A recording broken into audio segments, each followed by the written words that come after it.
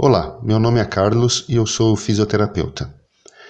Anatomia e fisiologia são duas palavras bastante utilizadas no dia a dia, mas que observamos, principalmente em sala de aula de cursos da saúde, que a maioria das pessoas não tem uma visão muito clara sobre o seu significado. Então, nesse vídeo, nós vamos explicar e delimitar o significado dessas palavras, principalmente para quem tem interesse no assunto. Então, vamos lá. Quando nós queremos estudar um objeto biológico, que pode ser desde uma célula ou mesmo uma organela intracelular até um órgão, um sistema ou um organismo inteiro, nós precisamos observar dois parâmetros. São sempre dois parâmetros. Na verdade, eu acho que esses parâmetros se aplicam para a análise de qualquer objeto, incluindo objetos mecânicos ou outros tipos de máquinas, enfim. Mas não é a minha área, eu vou focar aqui nos objetos biológicos, que é o objetivo desse vídeo. O primeiro desses parâmetros é a estrutura.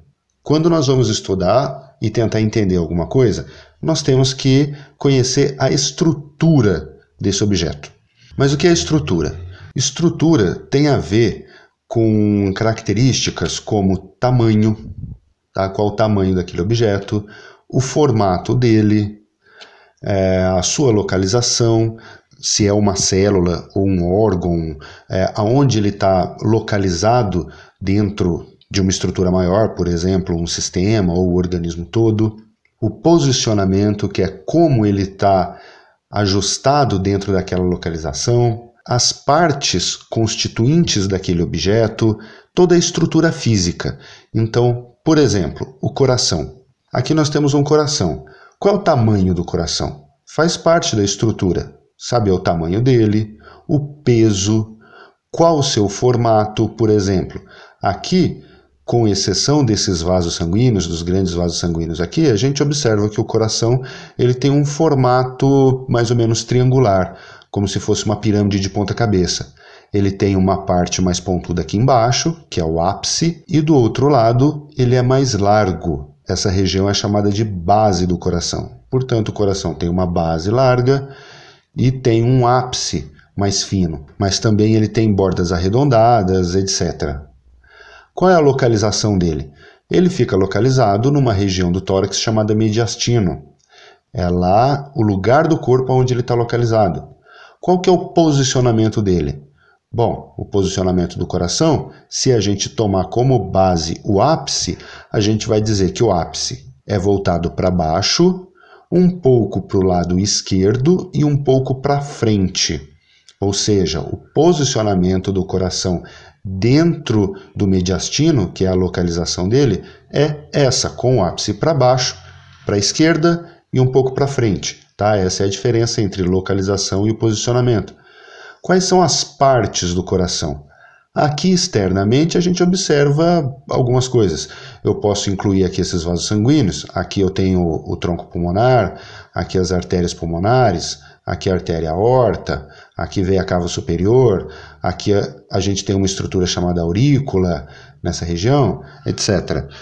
Mas e por dentro? Como que ele é por dentro? Aí também nós temos várias estruturas, temos principalmente duas cavidades aqui em cima, duas cavidades embaixo, e aí tem várias outras estruturas.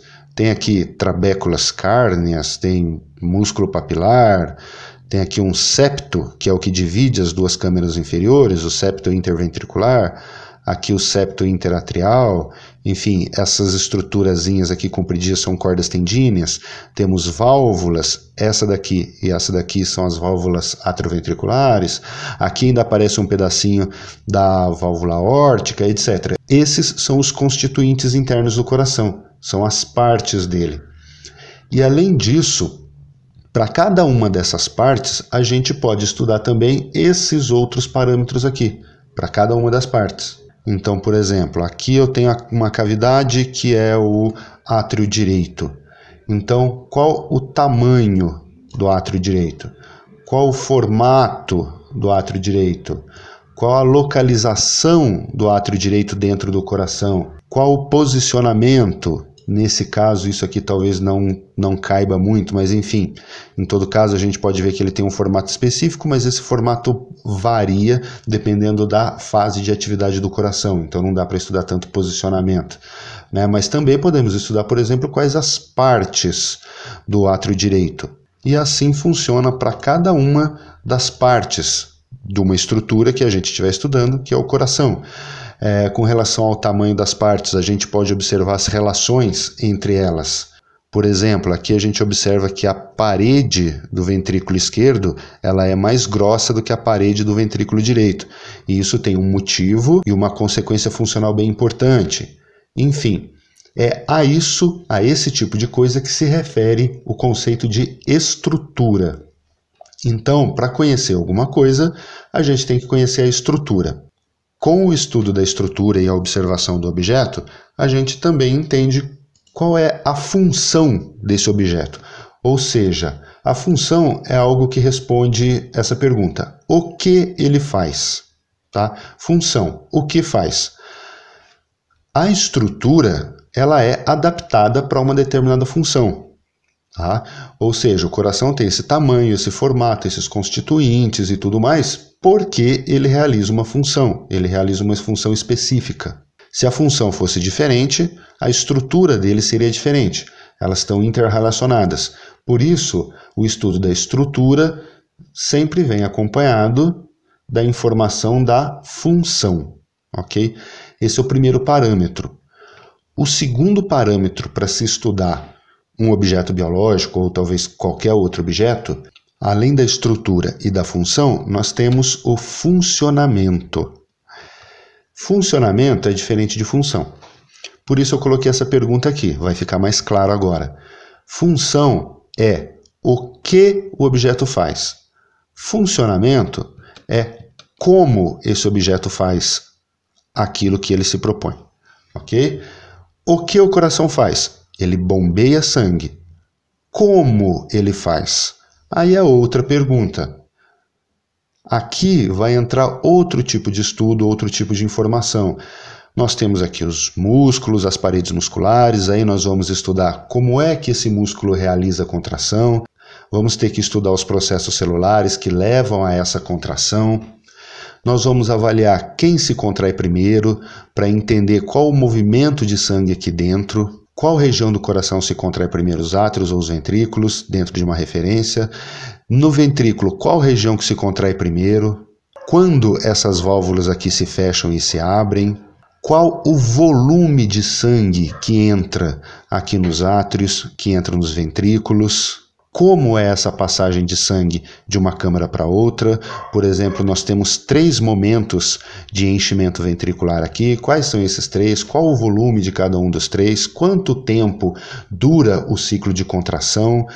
Quais as pressões ou forças que são geradas por essa musculatura? Por exemplo, quando o ventrículo esquerdo bombeia o sangue dele aqui para a aorta e vai para todo o corpo, ele gera uma determinada força, ou seja, uma determinada pressão.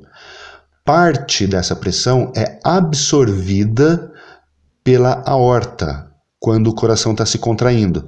Depois que o coração relaxa, a pressão que a aorta absorveu, ela libera para complementar o impulsionamento do sangue.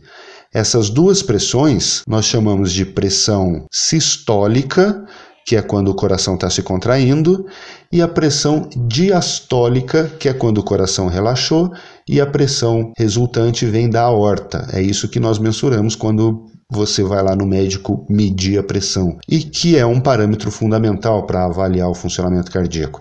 Ou seja, tem todas essas coisas. É isso que é o estudo do funcionamento, ou seja, como aquele objeto realiza a função dele.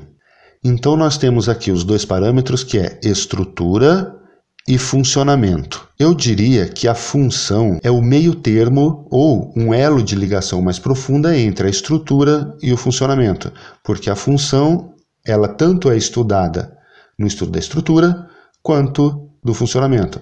Quando nós estudamos a estrutura, nós temos que entender a função que justifica aquela estrutura.